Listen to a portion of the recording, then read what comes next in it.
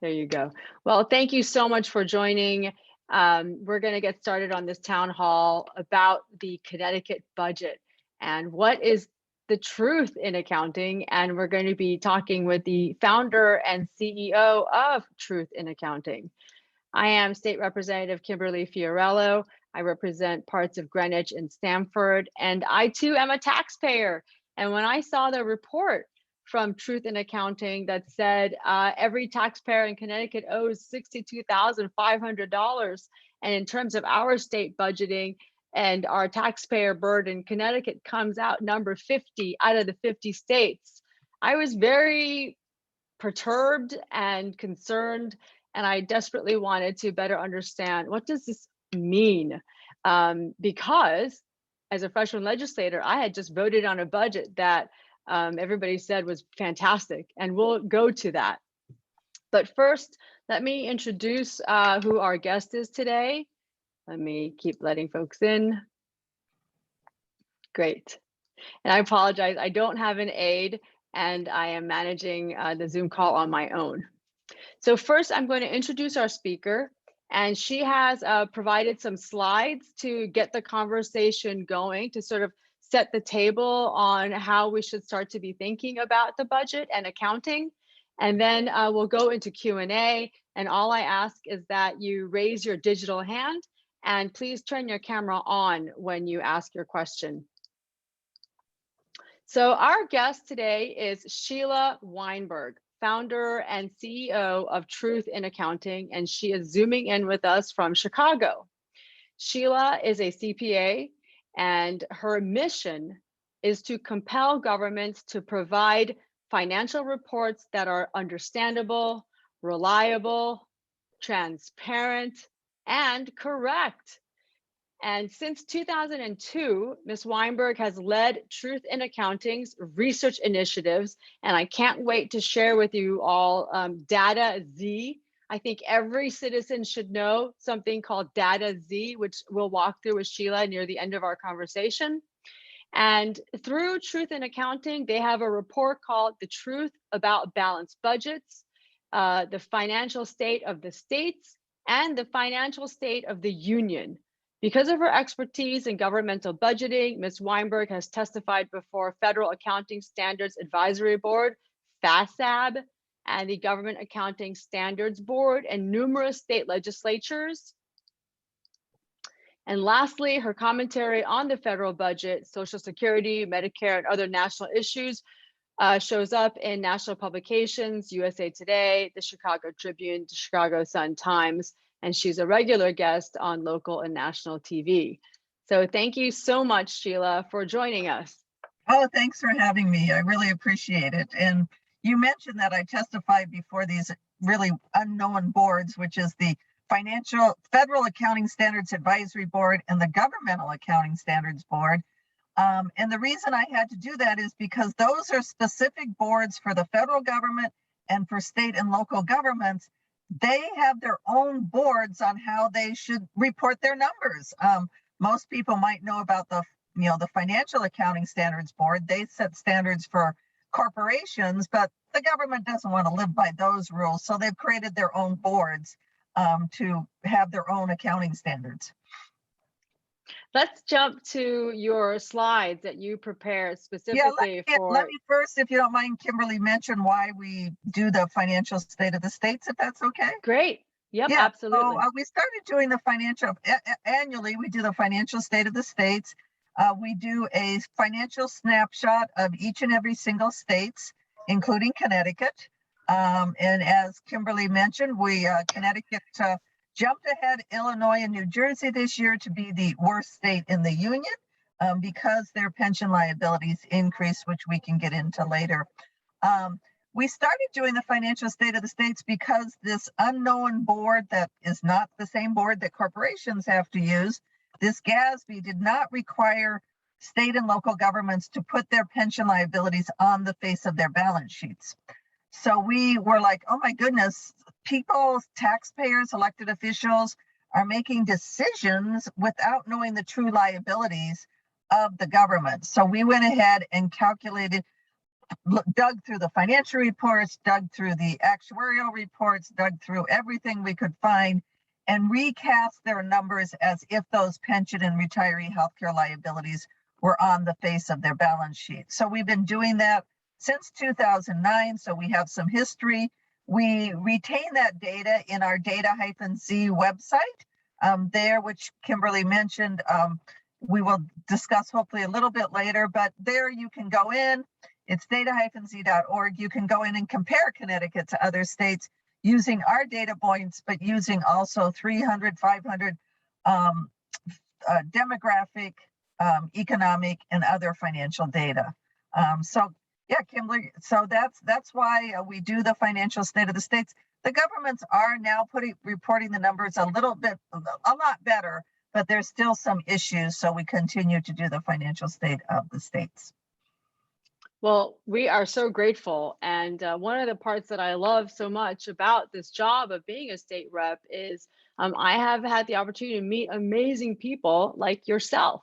I mean, just people who love liberty and, an honest government, and the work that you're doing is remarkable. And let's jump talking beforehand on how this isn't just a numbers game. I'm an accountant, I play with the numbers, but we really believe it's hurting our representative forms of government because citizens, legislators are making financial decisions, tax and spending decisions based upon the wrong numbers. And even worse, people are going to the voting booth. Like, for example, right now, your governor is saying, hey, we have a surplus. People think, oh, well, they must be living within their means. They might go ahead and reelect him or her based on that statement, when the true numbers are far from that you're running a surplus, as we'll find with the questions. So go ahead, Kimberly.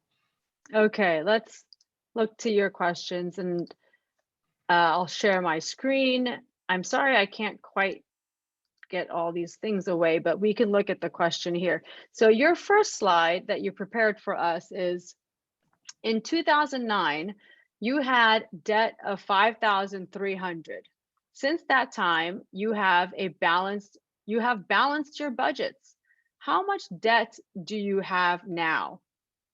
If I could ask Mike Brescia to answer that question, if you could unmute. Let's make this interactive. We'll give it a try. I see your name, Mike Brescia. How much debt do you have now? For balance, you're supposed to none, right?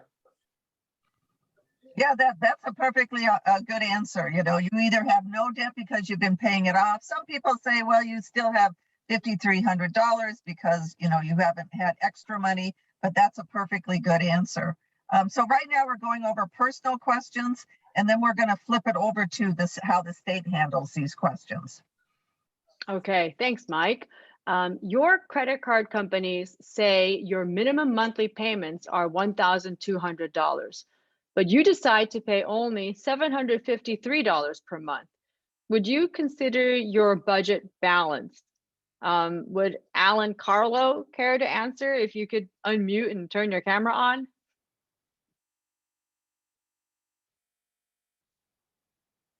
Putting these people on the spot.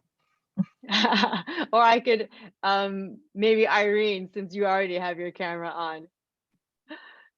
Well, I would think that my budget would not be balanced if I was doing that.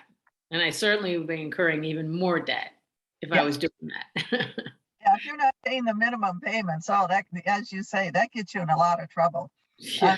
Question. Okay. This year, you think you will spend $470 less than you take in.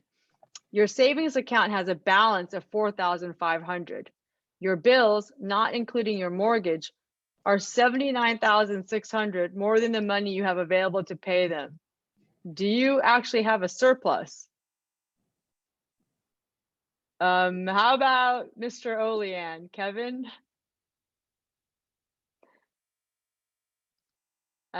You're muted.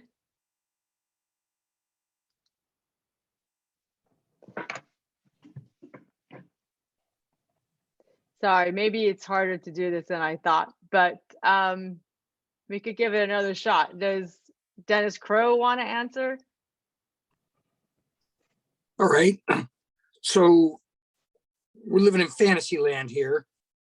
We're just saying, oh yeah, I'm going to spend less. And somehow or another, no, you don't have the money to pay all your bills. So no, you don't have a surplus. You have a fantasy. Dennis knows a lot about this game. Okay, next question. For years, you have hired people to do work around your house. Instead of paying them in full every year, you use the money to buy holiday gifts so that you are popular with your friends. Each year, you tell your household workers that your children will pay the balance you owe when they grow up. Have your budgets been truly balanced? That's a really wonderful story. I mean, what a great picture to paint of what we're really doing here. So Sheila, I'll go through it so we can go through the slides a little faster. And now we flip to Sheila's slides regarding our state specifically. The state of Connecticut had $53 billion of debt in 2009. Since that time, the state's budget has been so-called balanced. Based on these facts, how much debt does the state have now? Sheila, do you have the answer to this? Well, first you have to answer it. I'm going to put you on the spot. What do you think the answer would be? No, we have a tremendous, massive, we have a deficit, and we owe a lot, whether it's in the long-term future. But we do say that our budgets do pass every year in a biennium as balanced. Right. So yeah. So again, if they're balanced, just like in a personal, remember we had $5,300, you would think that, oh, we're balancing our budget, so that debt should be paid off. But despite that balanced budget, because of the fantasy land, as pointed out, that they use, the state has balanced its budget, but it now has almost $80 billion of debt. Okay, next slide. For 2020, the state employee retirement healthcare plans actuaries determined the state should contribute $1.2 billion to the plan, but the state only contributed $753 million. Would you consider the state budget balanced? I would not. All right, yeah, again, just like, what you have to look at these pensions and these retiree healthcare plans, just as they're in essence the citizens' credit card. The elected officials have been charging, the compensation to those, and then when the actuaries say, hey, your minimum payment should be $1.2 billion, the state, to quote balance its budget, only contributes $753 million, and they go ahead and claim that, oh well, we went ahead and balanced our budget because using the $753 million, we didn't spend more than we took in.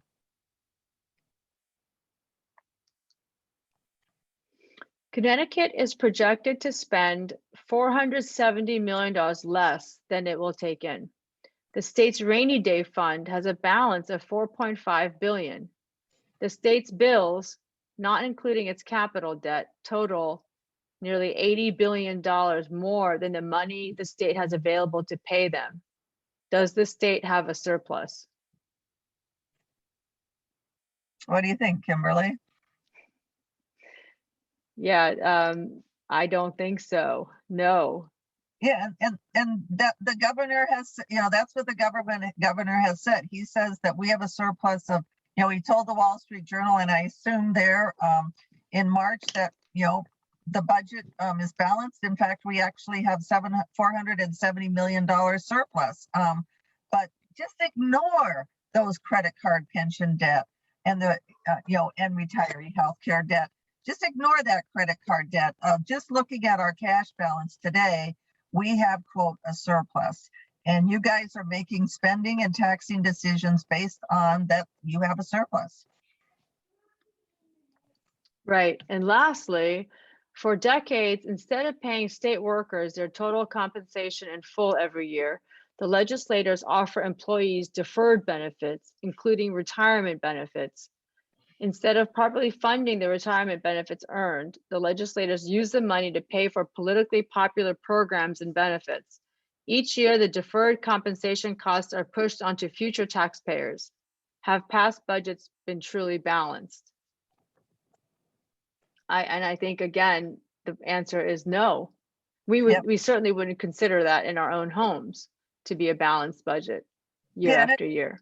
unfortunately, states use, in essence, cash basis accounting. They only include the expenditures that the checks that they write. So the legislatures can choose how much they put into the pensions. They can choose how much they put into the retiree healthcare benefits plans. And because those are the checks that are written, those are their expenditures. They can pretend the budget is balanced while they're going further and further into debt. I found with the pensions in 2009, they were at $26 billion. They've increased to $42.8 billion while the budgets have been balanced. The same thing with, not as bad, but billions of dollars. Same thing with the retiree healthcare debt. It was almost $16 billion in 2009. And even though they've balanced the budget, it is now $23.5 billion. So, the budgets haven't been truly balanced, but that's what the citizens have been told.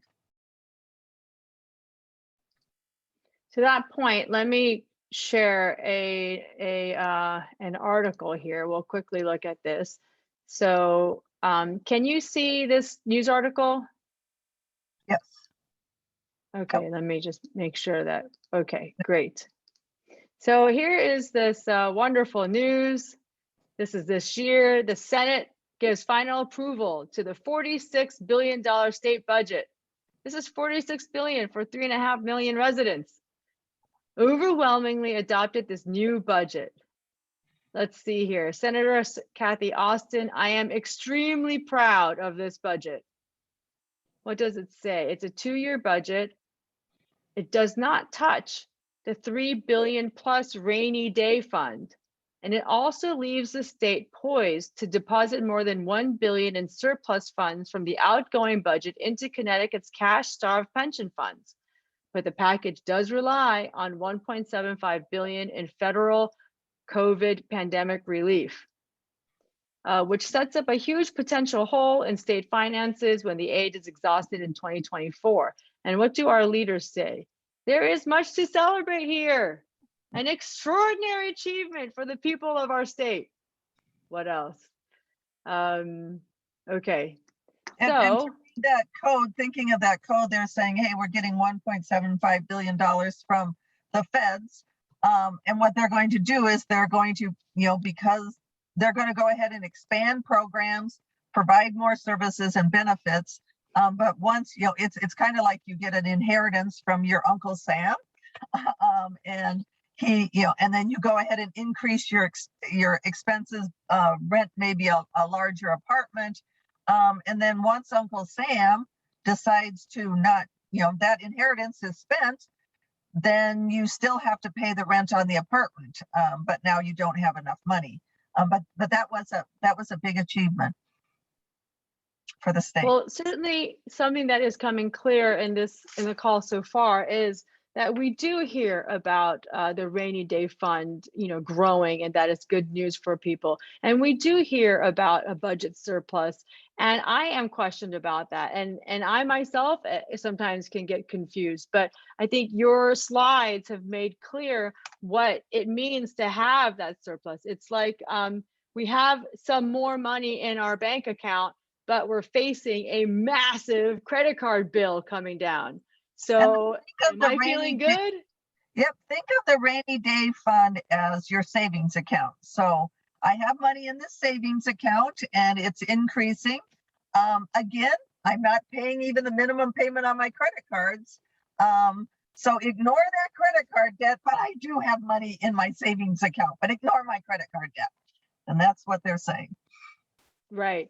I would love to open it up for questions. So please raise your hand, and we'd love to, hear what's on your mind as we have, this time with Sheila and her brain.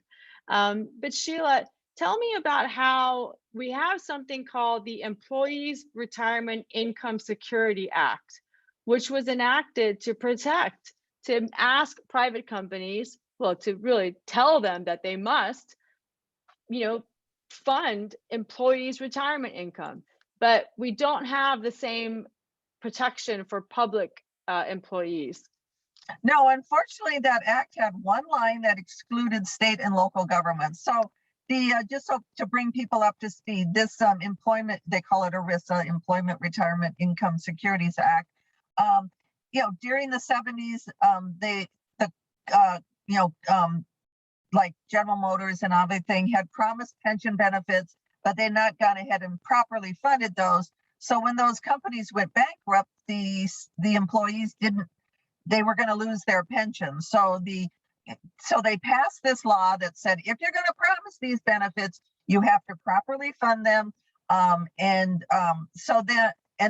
they have that if, the funds go below 70%, 80% funded, then you have to enact a plan in order to fund those properly. I'm going to go to our dataz.org website and go to our pension tab and see how much yours are funded. So your teacher's retirement system security system is only 49% funded, and that means that the state has only set 49 cents aside for every dollar that they're going to promise. And the taxpayers are going to have to figure out, future taxpayers are going to have to figure out where in the heck we're going to get almost $19 billion in the future to pay these benefits that we have promised. The state's employees retirement system has only 36 cents set aside for every dollar they promised. And future taxpayers are going to have to come up with $24 billion. Now, going back to this ERISA, if a corporation's plan has less than 80 cents set aside for every dollar they've promised, then they have to come up with a plan on how they're going to fund it better and how they're going to how they're going to reduce benefits. But because state and local governments are not involved in that, are excluded from this act, they do not meet those requirements. And future taxpayers are going to be on the hook for funding these promises that have been made. Sheila, sorry, I'm going to let someone in. You brought up the data Z. Let's take a moment now to go through that. And because one of my real objectives is to be able to have citizens in Connecticut be able to use this and begin to hold their government accountable. So let's go to the pension tab that I was just looking at, and go to pensions, and then click on CT, and then 2020. This is how you could sign up for our newsletter and then view the results. Everybody should. And then just scroll down. And that shows you all the pension plans that the state's involved in, how much money, the plan assets is here's the money that we've set aside to for these benefits, and the promised benefits, and then the unfunded liability. Then it has that funding ratio. One of the reasons it has a quote discount rate, which gets very into actuarial things and very confusing calculations. But one of the reasons that your liability it significantly increased this year was because the actuaries decided that, well, instead of using that, they were assuming that the pension assets over time were going to earn 8% a year. Now, Kimberly, if your pension plan can earn 8% a year during these times, I'm going to give them my money. But they're not. So the actuaries decided that, okay, we're going to reduce that discount rate to 6.9. This is saying we're going to pay these benefits in the future. How much assets do we need set aside right today to do that? And how much are we going to earn on those assets? Because the more you earn on the assets, if it's an 8% rate, then the less money you need to set aside. But if it's a 6.9% rate, then you need to set aside more money. And by changing this rate, your liability increased, But what that also means is, even though you'll notice that the state is, you'll see that they've contributed 100%, is the second to the last column. They contributed what the actuaries said. They contributed the minimum payments. Well, yeah, but they were using the wrong numbers. They were using that 8% number that allowed them to contribute less than they should have. And whoops, we made a mistake with our actuarial assumptions. They don't go back and do anything to the employees. The taxpayers are just on the hook for additional amounts. And looking at the pension assets, if by chance the market takes a hit, I always find it kind of funny how people are like, "Whoo, thank God," when the market drops, people will be relieved that they're not in the stock market. Well, guess what? These pension assets are invested in the stock market, real estate. So every taxpayer in the state is in the stock market, because if these pension assets are not enough to cover the liability, the taxpayers are on the hook to pay for that. And I think that's another really important point for citizens to understand, isn't it? That this 6.9% discount rate is this is a mix of pension funds, not in necessarily safe treasury bills, but that these are, growth, these are monies that are chasing growth. Right. And there's a tremendous amount of pressure on money managers to be able to deliver this 6.9%. And oftentimes we're finding pensions in riskier assets. Yes. And let's go to let's go up again, Kimberly, to the OPEB. So click your pension/OPEB tab and go to other post-employment benefits, and click your state and the year. What OPEB is all the retirement benefits you get besides pensions. Most of it is retiree health. Now, the big thing to hear besides the unfunded amount of $23.5 billion that it's underfunded, is looking at the funding ratio. They only have 5%. They've promised $21.9 billion in benefits, and they've only set aside $1.2 billion to fund those. And again, future taxpayers are going to have to pay them. And they sort of go, well, those, they're just healthcare that we're going to pay in the future. Well, there's no reason that a future taxpayer should be paying for a retiree's healthcare. The prior taxpayers, when they quote balance the budget, those taxpayers should have paid for them because they were working for that taxpayer.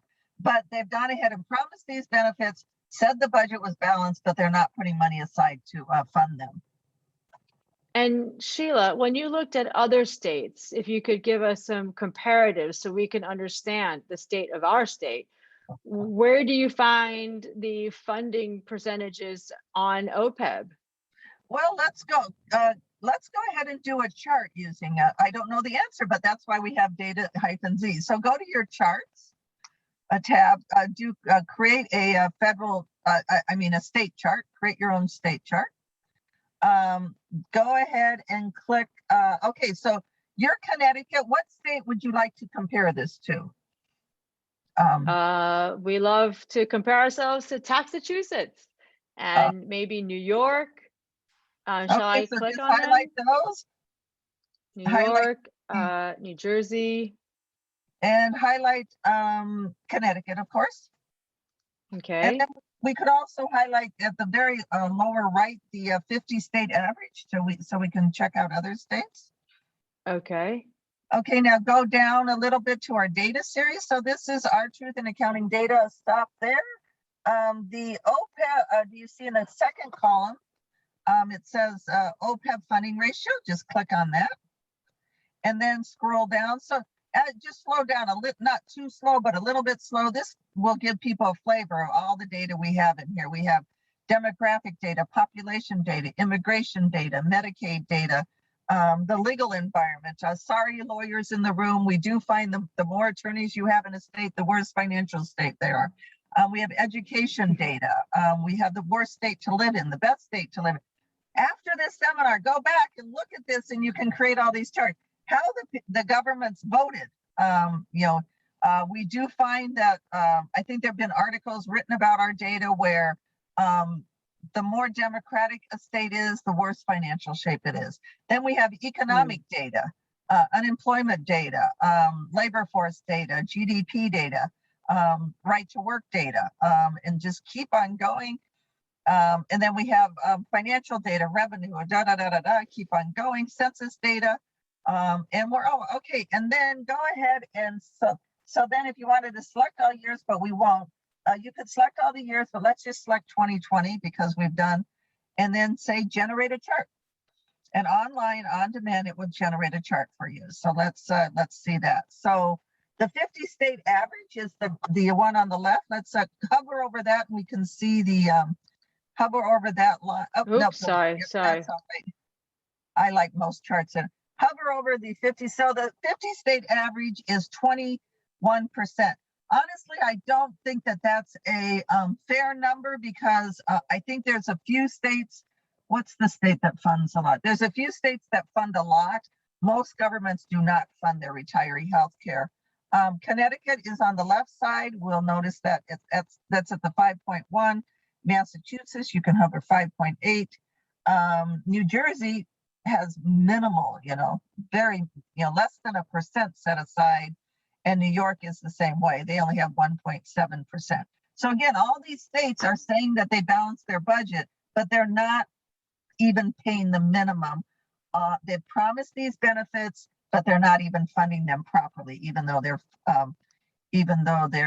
saying their budget is balanced, and even though that the employees have earned the benefits, they've been promised the benefits. And Kimberly, I would just, one more thing on Data Z, I would just go to the Connecticut page so they have a flavor of the Connecticut page. Okay, let me go back. Yeah, just Great. How do you just go go ahead? to the top and go to state, and then just click to Connecticut. So this is our Connecticut page. It has the 70, almost $80 billion we're talking about. We give Connecticut a grade of F.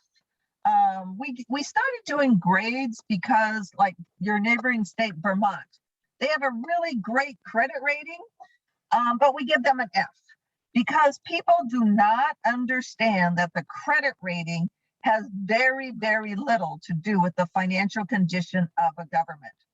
The credit rating is only the risk to the bondholders that the bonds will get paid. And keep in mind, the bonds are usually paid out of the first tax dollar you collect. So as long as you're collecting a lot of money, taxes, you're going to be able to pay those bonds. So they're just looking at the risk to the bondholders. Our F grade is looking at the risk to taxpayers on that they're going to be, stuck, they're going to be on the hook to pay these bills. And so we have a page, scroll back up. We have a page for every state, and then we also have the 75 most populated cities. I don't think any of your cities are. You could scroll over there. Click all 75 cities. Yeah, there you go. I don't think any of your cities in your state. I know that we've done Bridgeport before because former Comptroller General David Walker had asked us to do that. So this is Data Z. It's available to anybody. You can create your own charts. You can create federal charts. You can create city charts, and obviously state charts, and then get more information about your state. Okay, fantastic. And Data-Z is you're trying to make a pun on A to Z, right? That Data Z. Yes. Data Z. Okay, wonderful.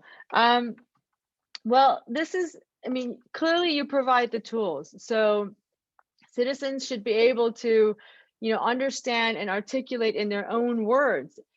Part of changing the culture in our state is to be able to truly understand the truth. Sheila, you've taken a look at all the states that are providing taxpayer surplus, that seem to have, a respect for the taxpayer's dollar. What is the culture of those states? How are they able to respect the dollar in that way? I'll give you an example based upon, I met the budget director of Utah, who is one of our good states. We gave them the Truth in Accounting Award. They have a surplus. They do good budgeting practices. And I said, you can answer a question that I'm always asked, which is what you told me. What are you doing right that other states are doing wrong?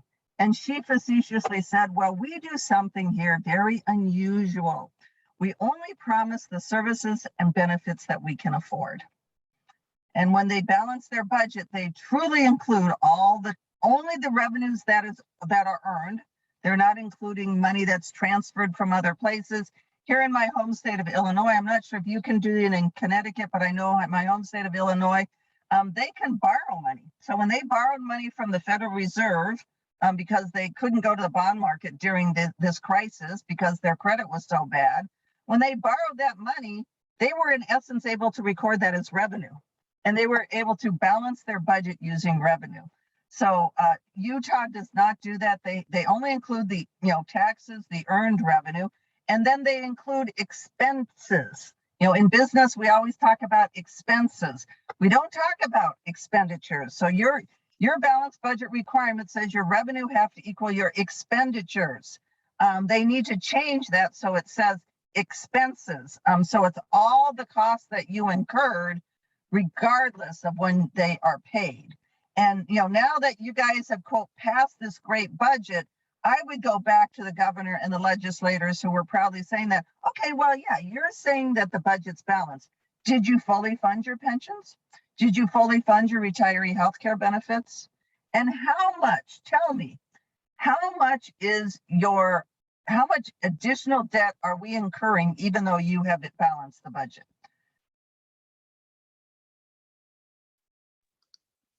Okay, wonderful. Do we have any questions from the audience? Sheila, when you do we see one? Did Yeah, I miss? Britta's hand is Okay. raised. All right, great. Thank you, Dennis. Dennis's hand is raised. So you're ready for me, right? We are ready. So I see in some of the news and so on that as the year went on, the success of the stock market contributed heavily to the state's increase in revenues. And that's probably a good part of why we're 1.75 billion above what they anticipated or something like that. Am I correct? Is that what you said? But at any rate, there's a lot of talk about the possibility of a correction in the market. What will happen at that point in time? Well, two bad things happen. It's not just the current budget. So when you have a correction in the market, the stock market goes down. Obviously, your investments, the investment income of the state is going to go down. And we experienced that during COVID. I can't remember your state, but how much the pension, and then number two, then you have a double whammy because then you have the pension plan assets, and the pension plan assets, remember, they're anticipating that they're going to earn 6.9%. Well, if the market takes a hit, then they're not going to have that extra money. And it amazes me because I actually am starting to think that during good times, the government should actually, the pension plan should actually be overfunded. Because if you're using this 6.9%, or in past you use 8%, if you're using that rate, it's a rate over time. And sometimes it's going to be high and sometimes it's going to be low. And when it goes low, you should have been high to have a buffer. But correct me if I'm wrong, Kimberly or anybody else who wants to weigh in. If a state got close to overfunding the pension plan, I think we have experienced it. Then they either cut contributions or they increase the benefits. And they should be overfunded. Otherwise, they should not be using that rate of 6.9 because, again, sometimes it's high and sometimes it's 12, sometimes it's 1, and it's an average. So during the time it's 12, they should be overfunded. But I think politically, I don't think the elected officials are going to let them be overfunded. they're going to stop contributing into the plan and use, that money elsewhere. So it's the funds version of a rainy day fund in effect. Right, right. But again, keep in mind you're running, I can have a rainy day fund, my savings account. My savings account can increase by me just not paying my bills. Or it can increase from investments and then go back down. Mike Brescia is next, and then Karen McCormick. Thank you, Kim. Hi, Sheila. Right? A couple things regarding the pensions and then lowering the contribution rate. A lot of that's due actually with where interest rates are, correct? Right, because a lot of that's been fixed income. They can't get with rates towards zero. They tend to lower the Very lower the discount rates very often. This is one of the very few corrections. It's not like they're adjusting that discount rate all the time. Your state has been at 8% for years, and they just happened to lower it to 6.9% recently because they were sort of like, that 8%, we're probably not going to. It's based on historical rates. So what have we earned? And they don't even do like recent. They're like over the last 30, 50 years, what have we earned? And we're going to assume we're going to earn that in the future. right. Another quick question. When they say balanced budget, that's pretty much the ability for the state to pay the upcoming year's items, correct? The upcoming year's bills that come, checks that they choose to write. So they Right. can incur, like, let's use a printer, for example. Let's get away from the confusing pensions. Let's say that a printer provides the state with printing services. They issue an invoice. As long as that they don't plan on paying that invoice, it doesn't have to be included in the balanced budget calculation. It's just what they think. And in Illinois, they have billions of unpaid bills to vendors, and they will, in their budget, it's just mind-boggling. In their budget, they'll say, oh, the beginning of the year, our unpaid bills are $2 billion. At the end of the year, they're going to be $3 billion. And they will say that the budget's balanced. I don't know if your state's doing that, but it's the games that they play to, quote, balance their budget is unconscionable. Right. When they defer the pension payments out, is the cost of living factor included in that? Yes, they do cost of living adjustments. But I found, again, like, for example, Idaho, which is in pretty good shape in our scoring, they looked at their pension, the investments they earned in 2018, 2019, and before the pandemic, they went ahead and said, oh, our fund is getting really well funded. So they went ahead and increased the cost of living adjustment. So they increased contributions. You would kind of ask whether, have the governments not proven that they cannot financially and politically, are they able to manage these funds properly? And it's not little money. We're talking tens of billions of dollars. Thank you. Thank you. Karen. Good evening.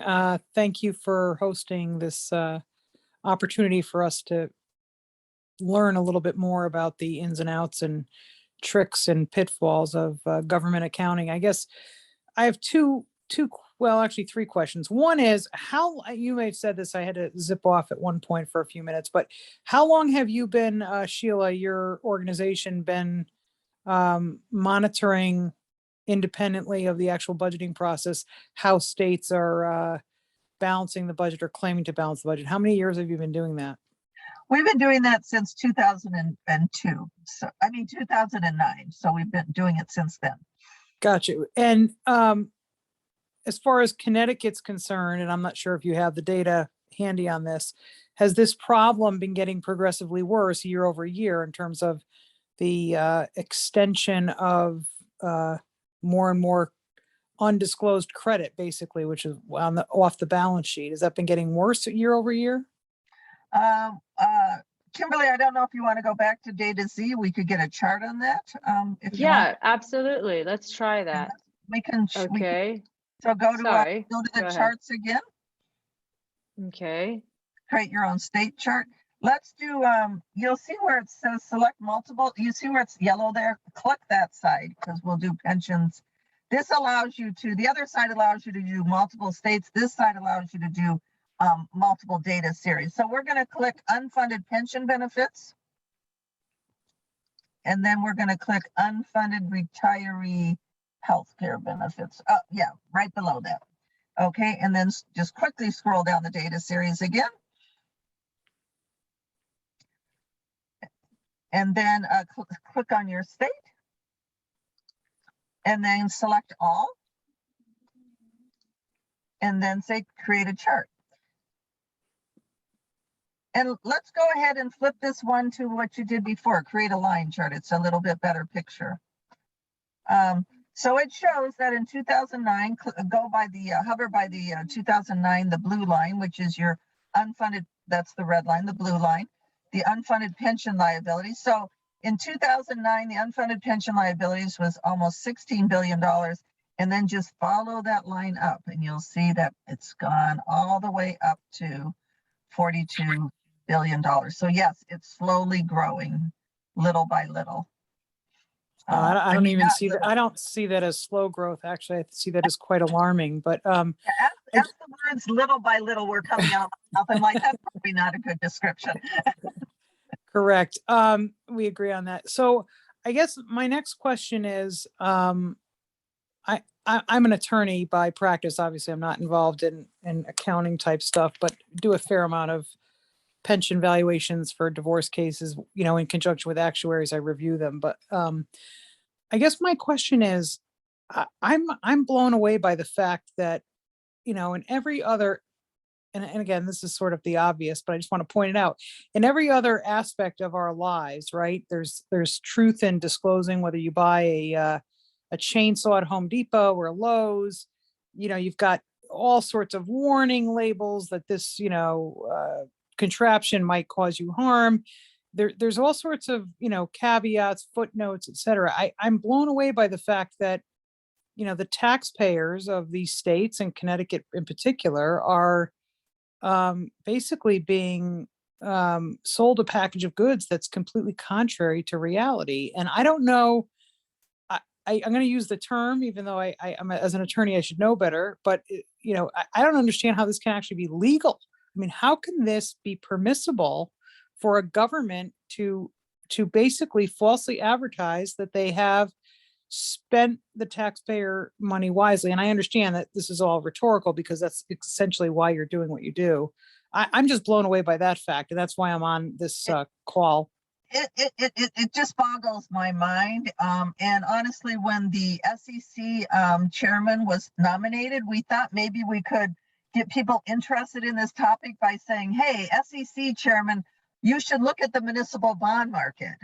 And so I did research on the SEC and the municipal bond market and the anti-fraud provisions. And initially, I always thought that, well, they have to be truthful in their bond offerings, but they can not be truthful elsewhere.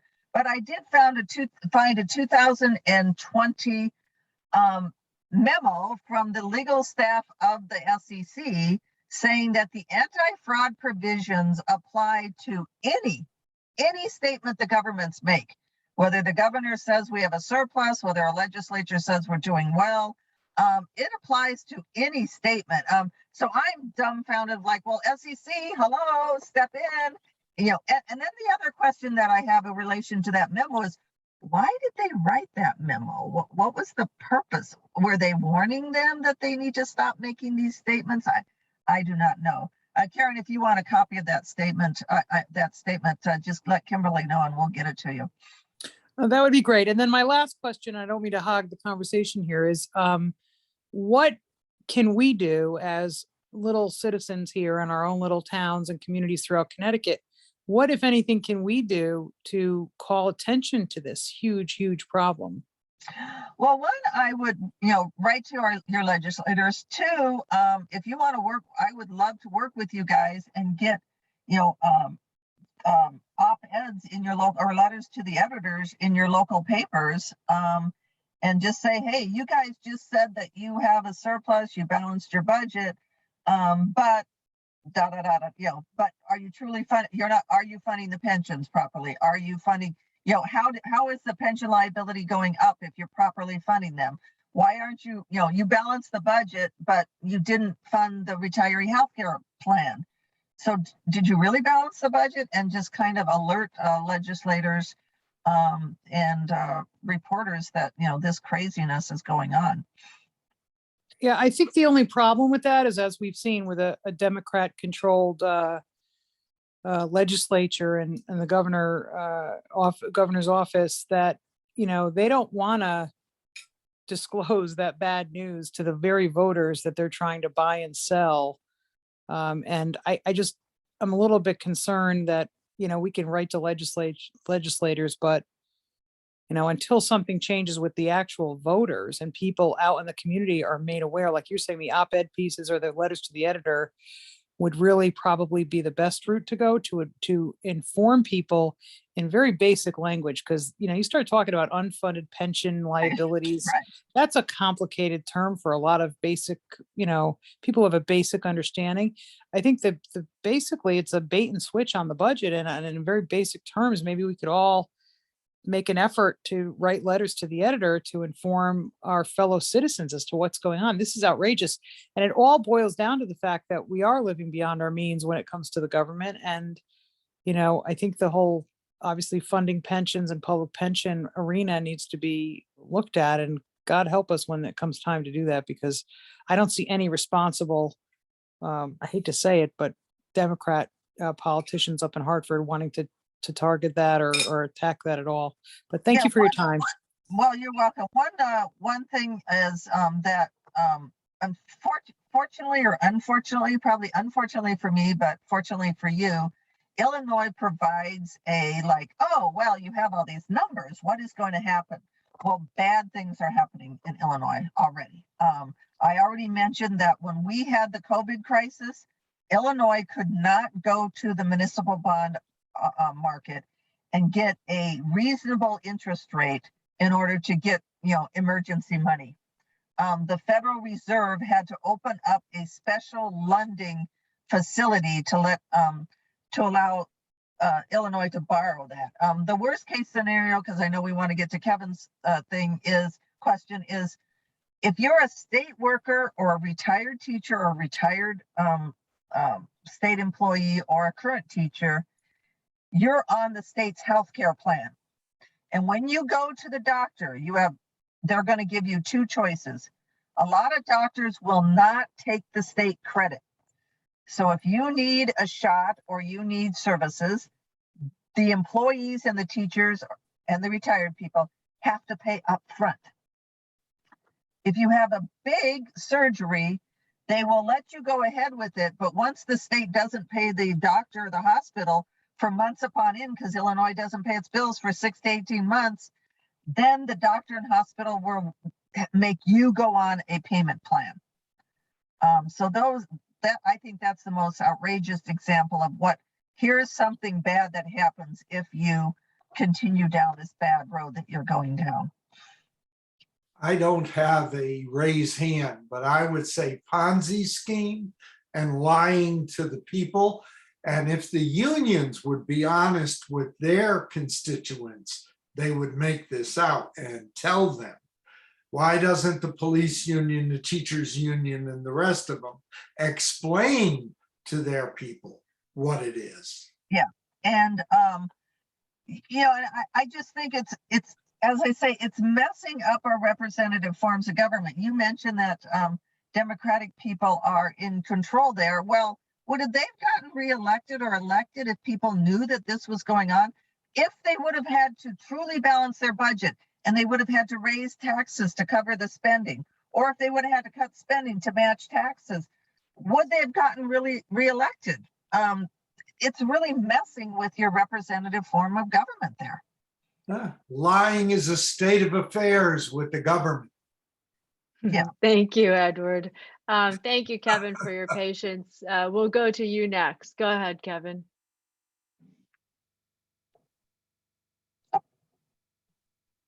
Kevin, unmute yourself. There he goes. That's interesting. You're unmuted here, but we can't hear you. I think you're looking into a different screen or.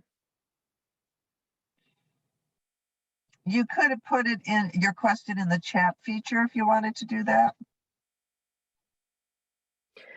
I think Karen really gets to the heart of like, what can we do?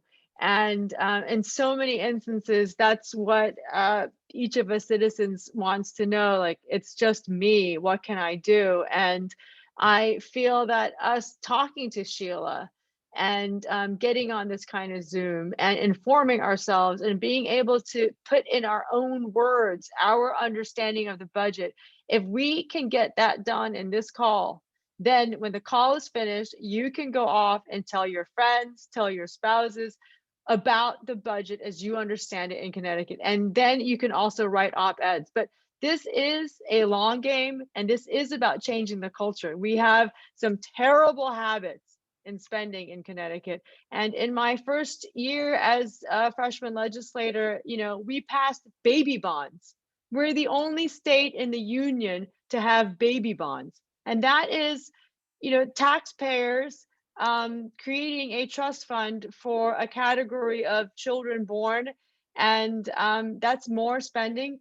And it's a total infringement on the rights of parents. It's absolutely not the proper role of government. And yet that's what we do. And I'll interject, here in Illinois, thank God we're the poster child of bad things, they went ahead and had a savings thing for state colleges. So you could send your money to the state, they would save it, they would put it in a trust fund, invest it, and then you would have that for tuition.